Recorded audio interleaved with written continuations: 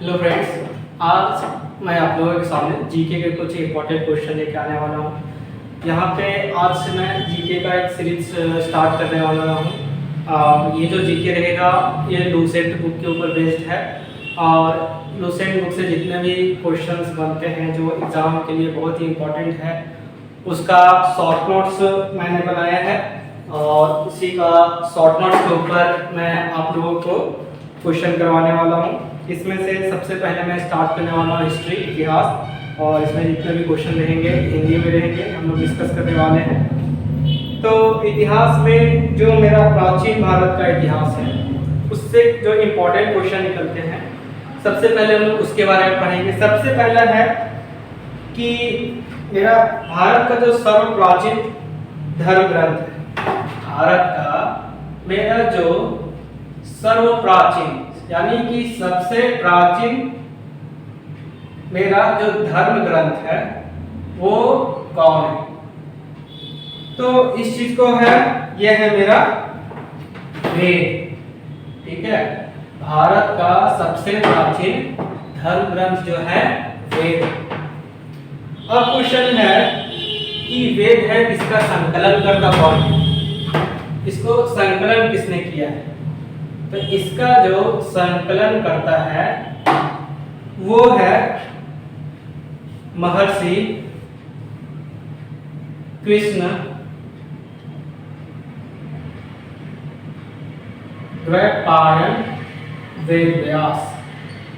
ये फुल नाम है, इस चीज को याद रखना है। ठीक है कि महर्षि कृष्ण द्वैपायन वेद व्यास। वेद व्यास तो आप लोग सुने हैं, रामायण लिखा है ना? तो रामायण तो चलो रामचरितमानस है ना, रामायण लिखा है वेद व्यास ने। तो यहाँ पे हम लोग देखने वाले हैं कि जो हमारा वेद है, जो सबसे प्राचीन धर्म ग्रंथ है, उसको संकलन कौन किया था? तो वेद व्यास ने। अगर वेद व्यास का पूरा नाम बोला जाए तो महर्षि कृष्ण द्वैपायन वेद व्यास। तो इंपॉर्टेंट क्वेश्चन यहाँ से बना।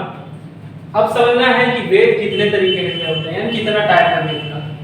तो वेद का 4 टाइप है। कौन कौन सा है? तो ऋग्वेद है ना, ऋग्वेद, यजुर्वेद,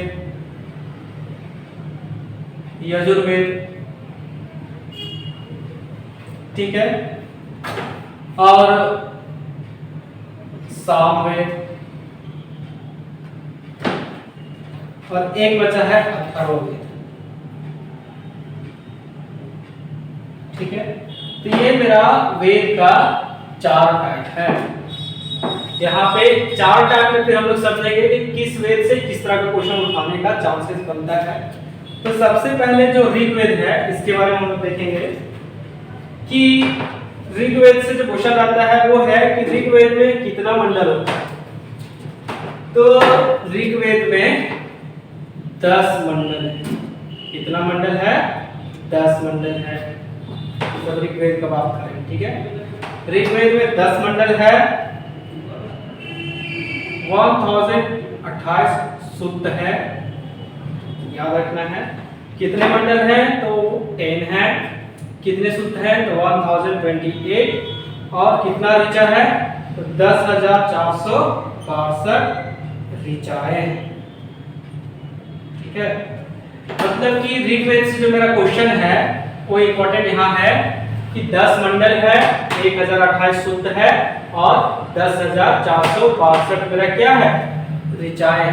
ये इंपॉर्टेंट डेटा हुआ। यहाँ से एक और क्वेश्चन है कि मेरा ऋग्वेद का जो पाठक होता है यानी ऋग्वेद को पढ़ने वाला, इसको क्या बोलेंगे? तो इसको बोलते हैं होत्री।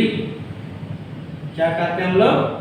होत्री। ऋग्वेद को जो पढ़ता है उसको बोलते हैं हम लोग होत्री। ठीक है, अब इसमें से 10 मंडल में से एक क्वेश्चन है इंपॉर्टेंट सा कि जो 8वां मंडल है वो जो है वो है हस्तलिखित है और इसका नाम क्या है? 8वां मंडल का जो हस्तलिखित ऋचा है, ठीक है, इसी के अंतर्गत आता है खिल। ठीक है, क्वेश्चन ऐसे रहता है कि 8वां मंडल का हस्तलिखित ऋचा के अंतर्गत कौन आता है? तो आता है खेल। यहाँ से इंपॉर्टेंट क्वेश्चन हो गया। ठीक है, अब बात करते हैं हम लोग यजुर्वेद के ऊपर। ठीक है, यजुर्वेद के ऊपर जो क्वेश्चन बनेगा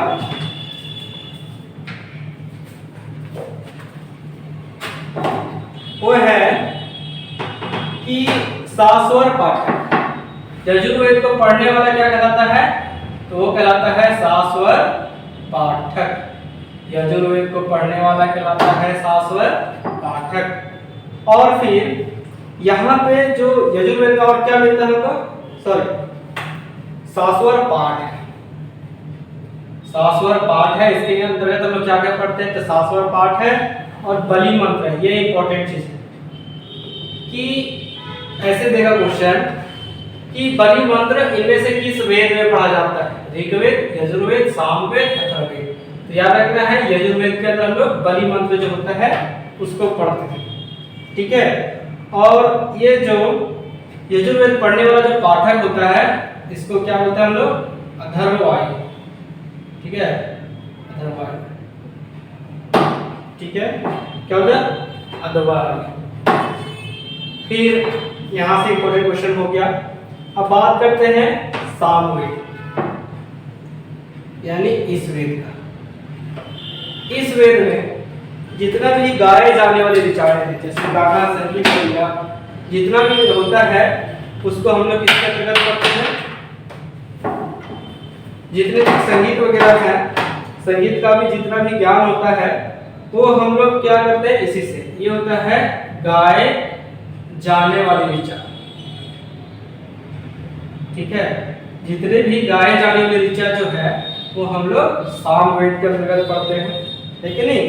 और जो सामवेद को पाठक जो होता है उसको क्या बोलते हैं हम लोग? उसके बोलते हैं हम लोग उदात्री। क्या बोलते हैं हम लोग? उदात्री। ठीक है, और सामवेद को ही क्या बोला जाता है?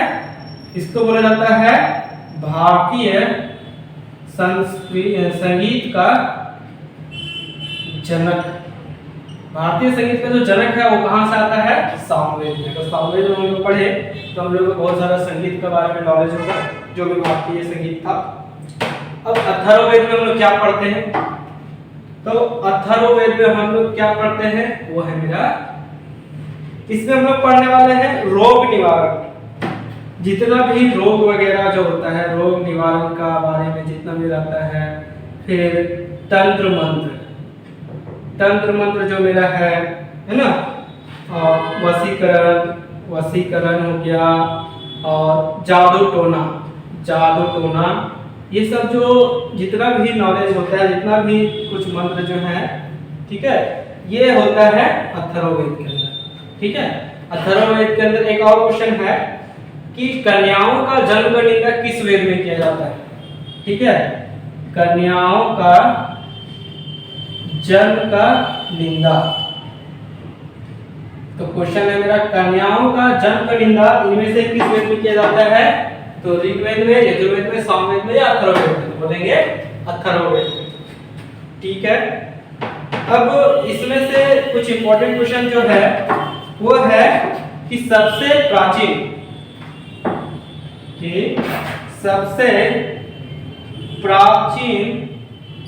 वेद कौन सा है? ये है मेरा ऋग्वेद। ठीक है, ये है मेरा ऋग्वेद। ठीक है, और सबसे बाद जो वेद आया वो है अथर्ववेद। ठीक है, यहां तक क्लियर हो गया?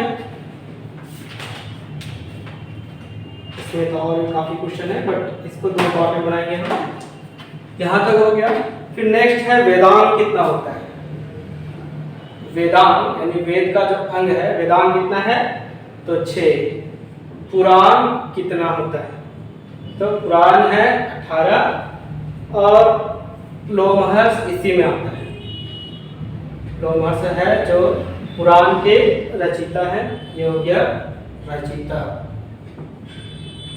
ठीक है, सबसे पुराना पुराण, सबसे पुराना पुराण कौन सा है? तो ये है मेरा मत्स्य पुराण, मत्स्य पुराण। तो प्राचीन इतिहास के साधन के रूप में वैदिक साहित्य में ऋग्वेद के बाद सतपथ ब्राह्मण का स्थान है। अच्छा, उसको रहने दो। तो यहाँ पर जितने भी इंपॉर्टेंट क्वेश्चन लोग पढ़े हैं उसको एक बार फिर से रिवीजन किया जाता है कि हमारे पास सर्वप्राचीन जो भारत का धर्म ग्रंथ है वो कितना है? तो वो कौन है? सर्वप्राचीन जो भारत का धर्म ग्रंथ है वो है मेरा वेद। ठीक है, वेद का संकलन करता कौन था? तो वेद का संकलन करता है मेरा महर्षि कृष्ण द्वैपायन वेदव्यास, मतलब सिंगल बोले तो वेदव्यास। वेदव्यास का फुल नाम क्या है? तो महर्षि कृष्ण द्वैपायन वेदव्यास। क्वेश्चन जितना भी जनरेट हो रहा है समझते जाना है। ठीक है, यहाँ से क्वेश्चन बना कि वेद कितना होता है? तो 4 होता है। ठीक है, 4 वेद कौन कौन सा है? तो ऋग्वेद, यजुर्वेद, सामवेद और अथर्ववेद, ये 4 वेद हो गया। अब चारों वेद में से कौन कौन सा इंपॉर्टेंट क्वेश्चन पूछता है वो समझो। ऋग्वेद में से आ रहा है कि इसमें कितने मंडल होते हैं, कितने सूक्त होते हैं, कितने ऋचाएं होते हैं। तो इसके अंतर्गत 10 मंडल होता है, 1028 सूक्त होता है, 10,462 ऋचाएं होती हैं। ठीक है, ये तो क्लियर हो गया। और जो ऋग्वेद को जो पढ़ता है, जो पाठक होता है वो क्या कहलाता है? होत्री। ठीक है, और ऋग्वेद में जो 8वां मंडल का जो हस्तलिखित ऋचा है उसी के अंतर्गत कौन आता है? खिल। ये तो क्लियर हो गया। अब बात करते हैं हम लोग यजुर्वेद में। तो यजुर्वेद में क्या है? जो शास्वर पाठ होता है ये सब पढ़ते हैं। बलि मंत्र जितना भी है वो आता है मेरा यजुर्वेद में। ठीक, इसका जो पाठक होता है वो कहलाता है अथर्ववेद। ठीक है, क्या कहलाता है? अथर्ववेद। ठीक, अब बात करते हैं सामवेद का। सामवेद में जितने भी सिंगिंग है, मतलब गाया जाने वाला ऋचा जो है सारा जो आता है वो आता है सामवेद के अंदर। और इसका जो पाठक होता है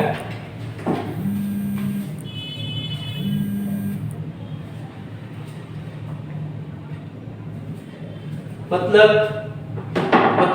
सामवेद का जो पाठक होता है, पढ़ने वाला जो होता है वो कहलाता है उदात्री। क्या कहलाता है? उदात्री। और सामवेद को ही क्या बोला जाता है? भारतीय संगीत का जनक। अब बात करते हैं अथर्ववेद। तो अथर्ववेद क्या होता है? इसमें हम लोग रोग निवारण पढ़ते हैं, तंत्र मंत्र भी इसी में आता है, वशीकरण इसी में आता है, जादू टोना भी इसी में आता है अथर्ववेद में। इसमें एक और क्या है कि कन्याओं का जन्म का निंदा किस वेद में किया जाता है? अथर्ववेद में। हाँ, तो क्लियर हो गया। फिर हमने बताया है कि सबसे प्राचीन वेद कौन सा है? तो वो है ऋग्वेद। सबसे बाद में आने वाला वेद कौन सा है? वो है अथर्ववेद। हमारे वेदांग कितने हैं? तो 6। पुराण कितना है? 18। पुराण का रचयिता कौन है? तो लोमहर्ष, है ना।